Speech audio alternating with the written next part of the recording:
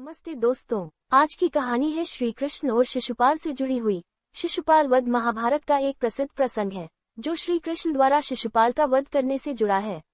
शिशुपाल चेदी देश का राजा था। उसके पिता का नाम राजा दमन घोष और माता का नाम रानी श्रुतश्रवा था। श्रुतश्रवा वासुदेव की बहन थी। इस प्रकार शिशुपाल श्री कृष्ण का ममेरा भाई था। जन्म के समय शिशुपाल के शरीर में कई विकृतियां थीं। वह 4 हाथों और 3 आंखों के साथ पैदा हुआ था। उसके माता पिता बहुत चिंतित हुए, लेकिन आकाशवाणी हुई कि जब कोई व्यक्ति शिशुपाल को गोद में लेगा और उसकी सारी विकृतियां खत्म हो जाएंगी, वही उसका वध करेगा। एक दिन श्री कृष्ण अपनी बुआ रानी श्रुतश्रवा से मिलने गए और शिशुपाल को श्री कृष्ण ने जब गोद में लिया, तब उसके अतिरिक्त हाथ और आंखें गायब हो गईं। इससे माता पिता को आभास हुआ कि श्री कृष्ण ही शिशुपाल के वध करता है। ये देखकर रानी श्रुतश्रवा बहुत दुखी हो गई। तब श्री कृष्ण ने उन्हें वचन दिया कि वे शिशुपाल के 100 अपराधों तक शिशुपाल को क्षमा करेंगे। शिशुपाल बचपन से ही अहंकारी और श्री कृष्ण से द्वेष भाव रखने वाला था। वह हमेशा श्री कृष्ण का अपमान करता और उन्हें नीचा दिखाने का प्रयास करता था।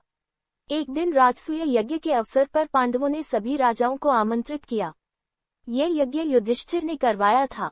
यज्ञ के दौरान ये निर्णय लेना था कि श्रेष्ठ पुरुष अतिथि सत्कार के लिए किसे चुना जाए। भीष्म पितामह और अन्य विद्वानों ने श्री कृष्ण को इस सम्मान के योग्य माना। जब युधिष्ठिर ने श्री कृष्ण का पूजन करना शुरू किया, तो इस बात से शिशुपाल अत्यंत क्रोधित हुआ और भरी सभा में श्री कृष्ण को अपशब्द कहने लगा। श्री कृष्ण ने शांति से उसके अपराध गिने, क्योंकि श्री कृष्ण ने पूर्व में शिशुपाल की माता को वचन दिया था कि वे उसके 100 अपराध क्षमा करेंगे, लेकिन 100 से अधिक अपराध होने पर वे उसे दंड देंगे। जब शिशुपाल ने 100 से अधिक अपराध कर दिए, तब श्री कृष्ण ने अपने सुदर्शन चक्र से उसका वध कर दिया।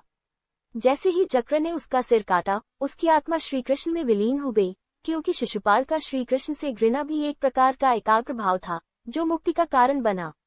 इस कहानी से हमें ये शिक्षा मिलती है कि अति अहंकार और धर्म का अपमान करने वालों का अंत निश्चित होता है। श्री कृष्ण ने धैर्य दिखाया, पर जब सीमाएं पार हुई तो न्याय किया। एक और बात, शिशुपाल श्री कृष्ण से द्वेष करता था, लेकिन उसका मन हमेशा श्री कृष्ण में ही लगा रहता था। इसीलिए मृत्यु के बाद उसकी आत्मा श्री कृष्ण में विलीन हो गई।